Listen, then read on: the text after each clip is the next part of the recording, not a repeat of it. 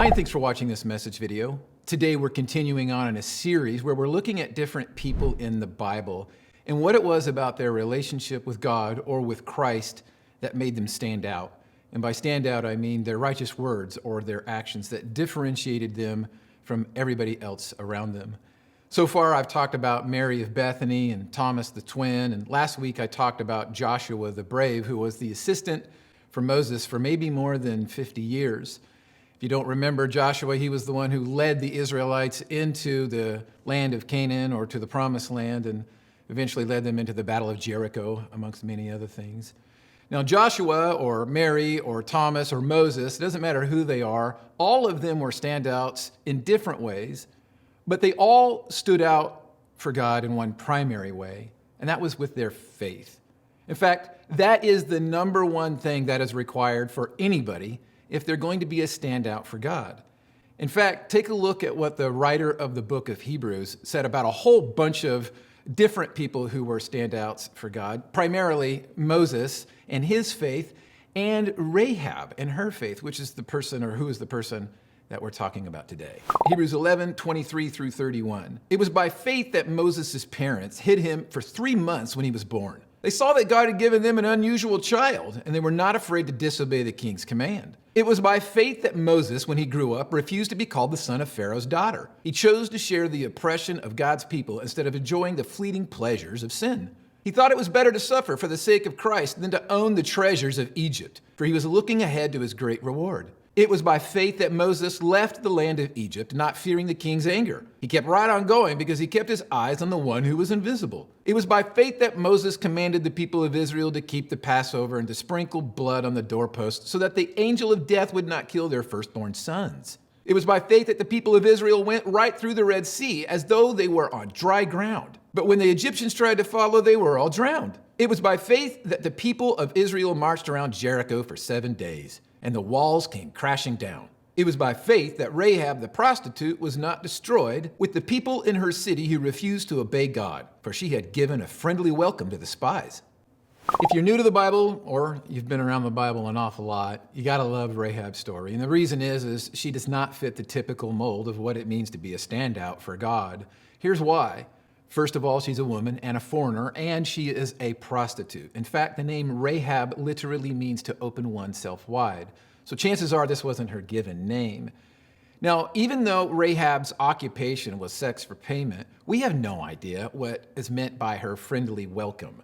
What we do know is this, is that when Joshua took over for Moses, he was commanded by God to execute judgment on all of the nations living in the promised land, including those who were living in Jericho.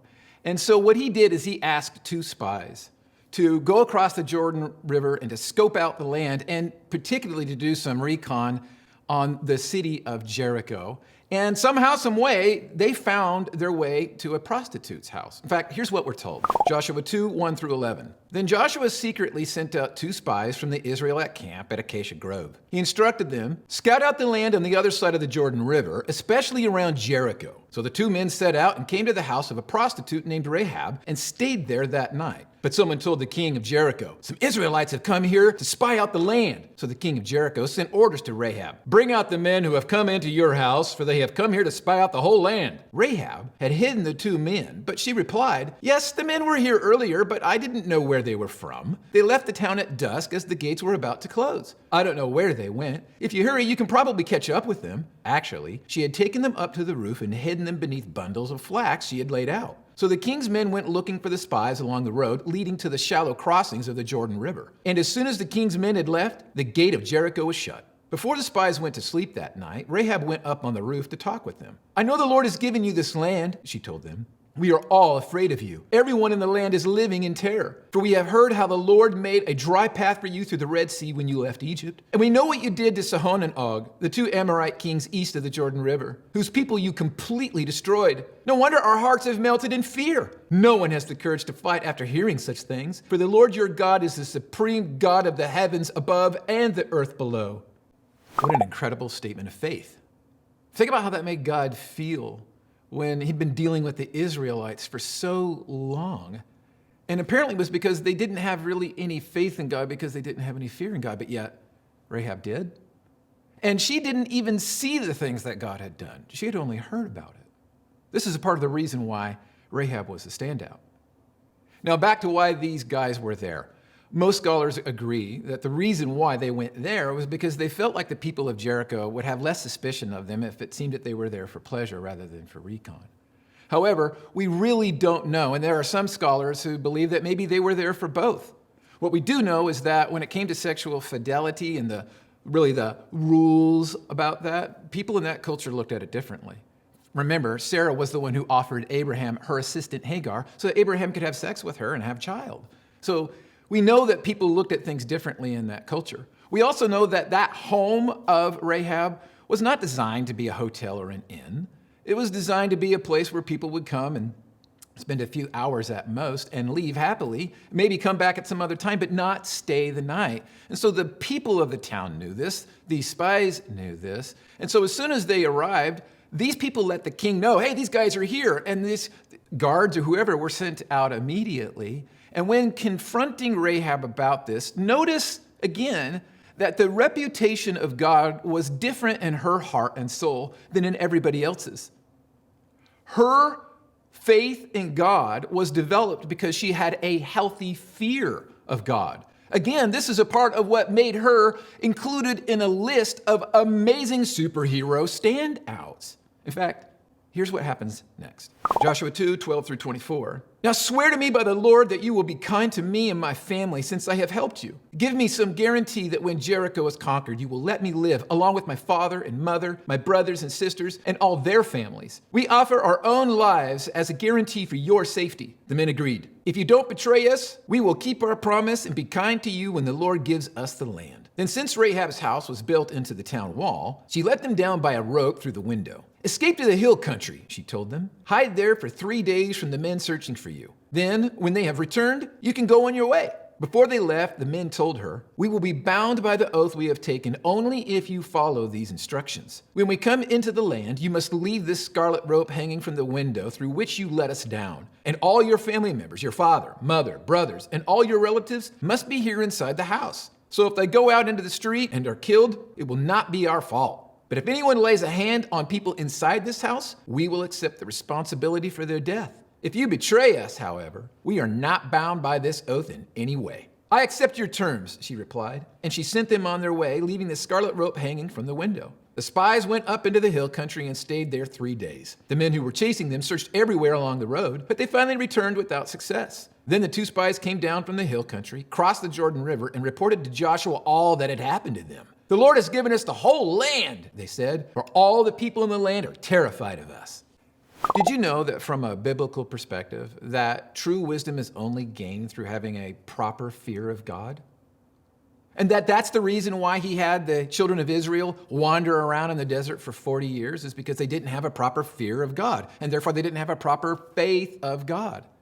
In fact, the smartest, or one of the smartest men to ever walk the face of the earth was King David's son Solomon. And listen to what it is that he said about wisdom and fear. Proverbs 1:1-7. These are the Proverbs of Solomon, David's son, king of Israel. Their purpose is to teach wisdom and discipline, to help them understand the insights of the wise. Their purpose is to teach people to live disciplined and successful lives, to help them do what is right, just, and fair. These proverbs will give insight to the simple, knowledge and discernment to the young. Let the wise listen to these proverbs and become even wiser. Let those with understanding receive guidance by exploring the meaning in these proverbs and parables, the words of the wise and their riddles. Fear of the Lord is the foundation of true knowledge, but fools despise wisdom and discipline. Rahab was not living her life for God, and she knew this. And neither were any of the rest of the people who were living in Jericho. But something about Rahab craved change, meaning she wanted to be one who was a follower of God, meaning she feared God, and she feared what God would do to her more than she feared what any of her countrymen would do to her. And so as a direct result, she was willing to do whatever it would take in order to let God know, hey, I believe in you, and I want to follow you. This is exactly the same thing that Jesus said to those who were his followers, that we should be more concerned about God and have a healthy fear of him, and as a direct result, through that healthy fear of him, only want to follow him. Nobody else. Listen to what, in fact, Jesus said about our sin and about God's judgment. Luke 12:2-5. The time is coming when everything that is covered up will be revealed, and all that is secret will be made known to all. Whatever you have said in the dark will be heard in the light, and what you have whispered behind closed doors will be shouted from the housetops for all to hear. Dear friends, don't be afraid of those who want to kill your body. They cannot do any more to you after that. But I tell you whom to fear. Fear God, who has the power to kill you and then throw you into hell. Yes, he's the one to fear. Rahab feared God, and she feared what it was that he would do to her because of who she was and how she was living. And so she was willing to make the change. And she demonstrated this in a profound way by lying and risking her life and the life of all of her family to those guards who came. And notice that she did this before she made any request of these men for amnesty. Meaning there was something about these guys that showed her in this short period of time that they were with her, that they were trustworthy, that they were different, that they weren't necessarily there for their own selfish purposes, or that it was all about themselves, that they were the kind of people who could be trusted to care for others. Is that you? Maybe that was one of the reasons why she believed that these guys were trustworthy, is that she knew that they weren't there for the kind of purposes that most people were there for her. And so she took the risks, and the risk paid off. But there was this certain period of time that it had to be just agonizing for her while they left and she waited and wondered whether or not she would be caught. And then imagine the anxiety for her and her family when the Israelites finally showed up with Joshua. And then on that first day, their army marched around the entire city of Jericho with the priests blowing horns, but nobody said anything. And they stopped. And this went on for the next 6 days. And they got a front row seat to watch this whole thing. And then, on the seventh day, this happened. Joshua 6:15-25. On the seventh day, the Israelites got up at dawn and marched around the town as they had done before. But this time, they went around the town 7 times. The 7th time around, as the priests sounded the long blast on their horns, Joshua commanded the people, "Shout, for the Lord has given you the town. Jericho and everything in it must be completely destroyed as an offering to the Lord. Only Rahab the prostitute and the others in her house will be spared, for she protected our spies. Do not take any of the things set apart for destruction, or you yourselves will be completely destroyed, and you will bring trouble on the camp of Israel.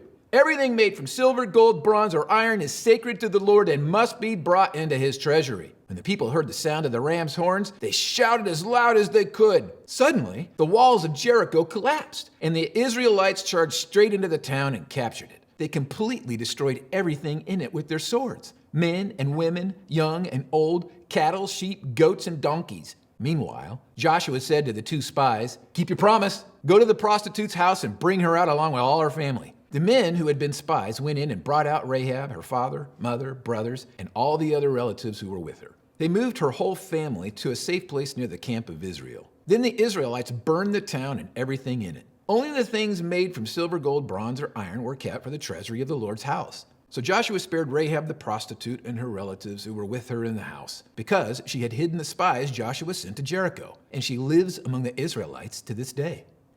If you didn't know this, Rahab eventually got married and had kids of her own. In fact, Rahab is the great-great-grandmother of King David himself. Therefore, she's a part of the lineage of Christ himself.